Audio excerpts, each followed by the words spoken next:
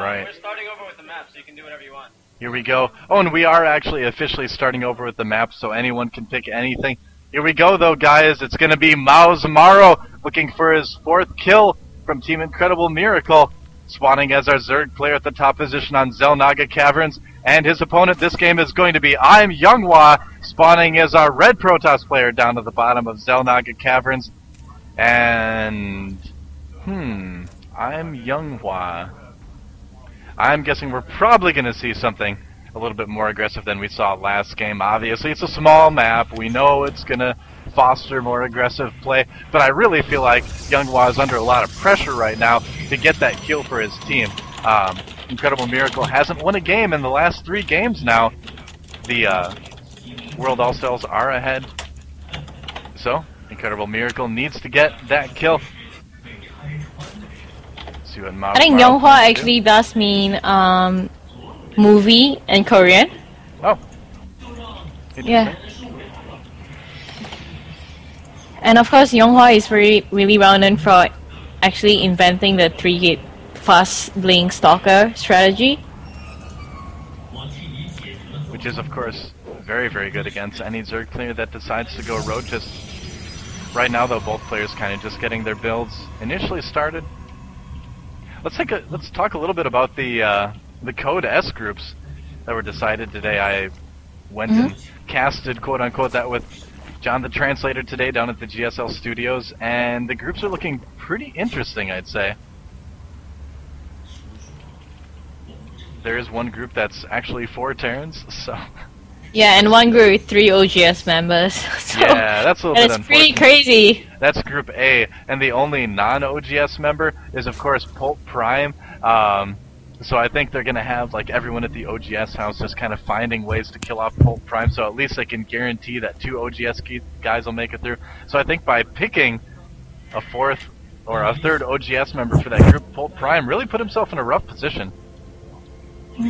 Well, you see, Younghwa wants to prevent an expansion from going up later on in game, and we might see MorroW do a pretty standard build this round, because you see he pulled all his drones off gas the moment he has 100 gas to get speed, so we just see a pretty standard speed link opening into expanding and to delay Younghwa's expansion as much as he can. Yeah, absolutely. MorroW getting his speed link upgrade as well. I don't know how long he's going to be able to really delay MorroW. I'm curious to see if he's going to let that finish or he's going to cancel that. Let's see. Oh, well, it looks like he does cancel it.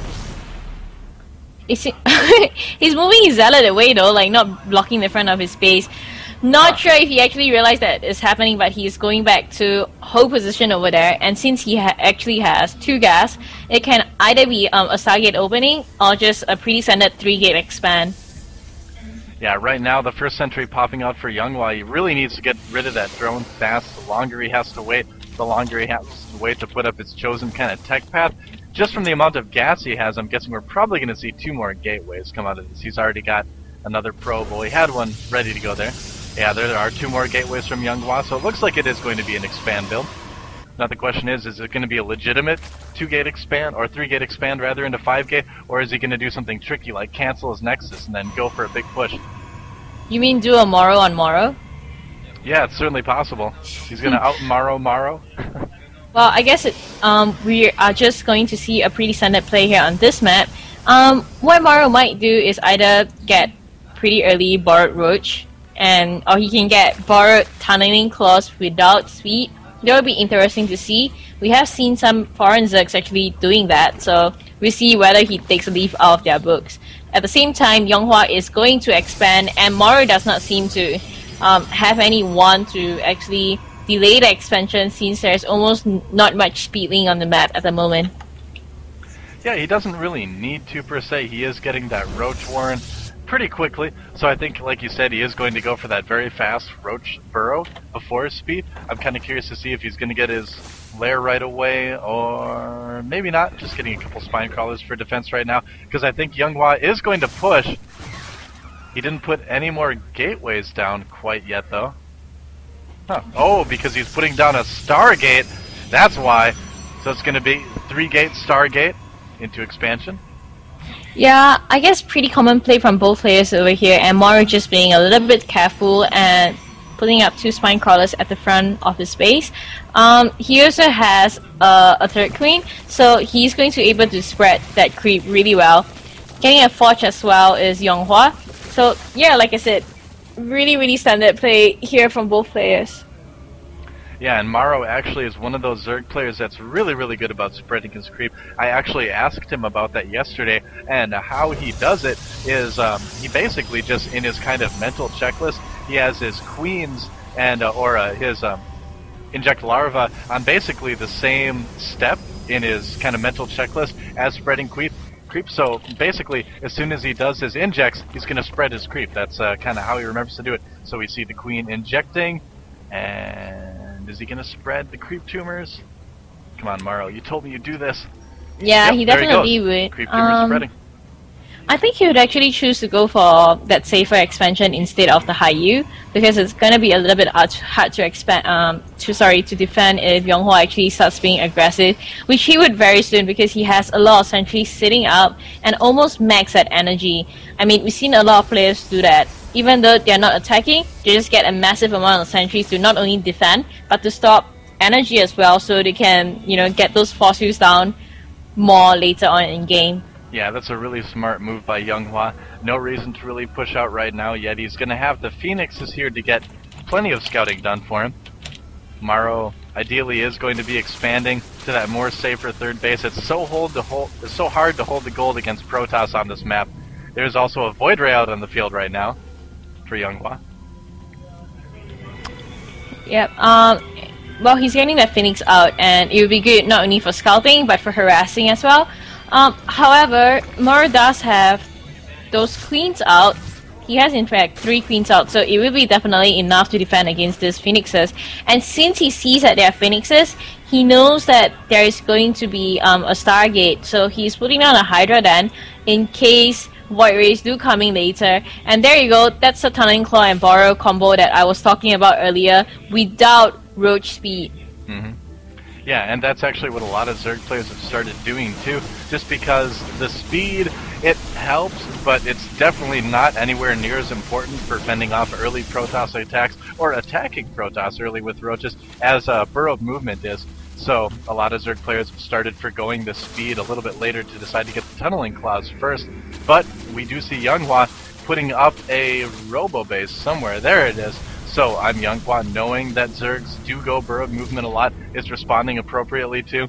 So the question is, it's going to kind of come down to micro, and like you mentioned earlier, Kelly, with him saving up the energy on those sentries for so long, it's going to make it a lot tougher once MorroW does decide to move out to do an appropriate concave and kind of do a more successful attack.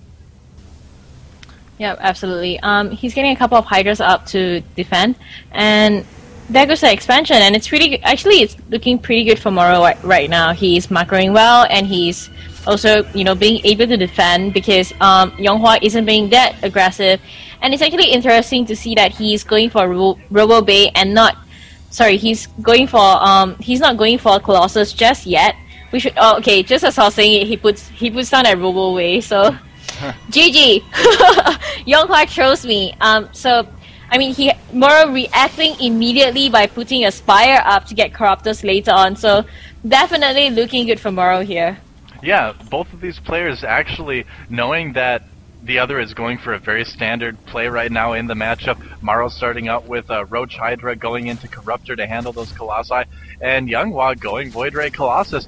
But some of these Phoenixes may get caught by the Hydras.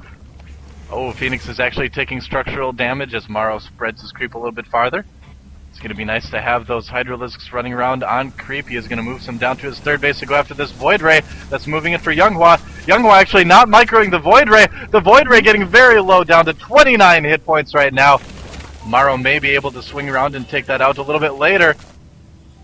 Well, MorroW has a Spire almost up, so he's going to be safe. It's actually interesting that Yonghwa is getting armor upgrade plus Immortis, and it's a pretty different style from what Zerg players usually do, because usually when they see such a big ground roach army, especially with Hydras, they would think, oh my god, Hydras, I'm going to get Colo because Colossus does so much damage against Hydras. Like, super effective damage. Yeah, and the Colossus, then the Zerg player, says, well, I'll get Corruptors then. And the cycle of life continues. MorroW barely getting that Void Ray away just in time. The Queen might take it out. The Queen takes out the Void Ray for MorroW. Kind of a waste there, actually. A little bit of miss micro from MorroW. And right now, MorroW is under absolutely no pressure at all after that Void Ray. Oh my god. Doa. What? Look at that creep spread. I Look know. at that. Isn't it beautiful? I know, it's all over the map. It's so sexy. That's what so happens. That's what happens when you have that built into your mental checklist. That's how you establish really good mechanics, really good macro, is you kind of attach things to other things, kind of take all these multiple steps and break them down into more manageable chunks. So for MorroW, it's inject larva, and immediately after you inject larva, spread creep. And there he's able to remember both of those and, you know, kind of make sure his mechanics are tight that way. You know, I hope he actually reaches 200 foot earlier than MorroW and just go for some mega aggression against MorroW, because he can't really sit back and wait for the Colossus to be out. There are Immortals, there are like 4 Immortals out on the field, which means that they are going to do very well against Roach for sure. And looks like MorroW wants to go for the attack.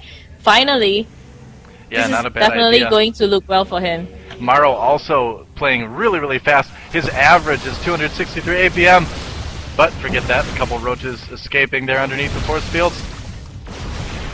I mean, he's and going to here be... comes MorroW again, but the Corruptors, oh no! All the Corruptors being taken down, a lot of them anyway. A little bit of a misclick he's from going MorroW. to be very surprised to see like 0 Colossus out on the field, which means he completely wasted his money getting that tag.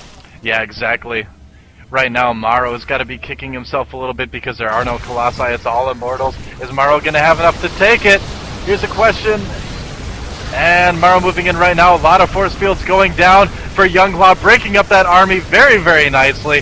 Corruptors taking down the few Phoenixes that remain, but there are just way too many Stalkers, so I don't think MorroW's going to have enough to deal with this. The Immortals are going down, and actually, MorroW has quite a few Hydras, but again, I just don't think it's going to be enough. Stalkers blinking in to take out the rest of the Hydras. GG, MorroW taken down by Incredible Miracle MorroW, but nonetheless doing a great job taking down 3 Incredible Miracle players before being taken out himself.